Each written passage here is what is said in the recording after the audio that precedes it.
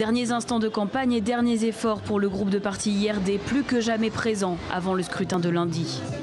L'IRD, c'est cette plateforme présidentielle dont l'objectif est d'avoir une large majorité pour faciliter la tâche du président de la République, Andry Rajoelina.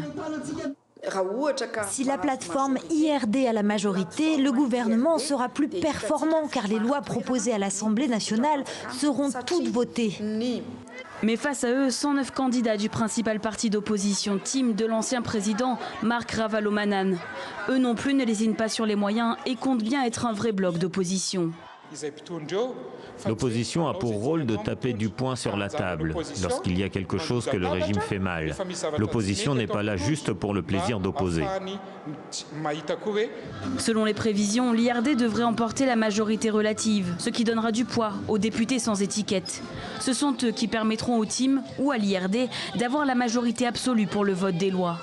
Tractations, alliances et corruption seront probablement le quotidien de l'Assemblée nationale comme ces 5 dernières années.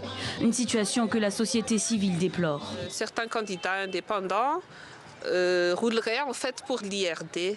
Et c'est quelque chose qui va à l'encontre des pratiques électorales et de la démocratie, puisque si on se fait élire sous une couleur, disons, indépendante, les électeurs vont tabler là-dessus. Il y a donc tromperie effective des électeurs.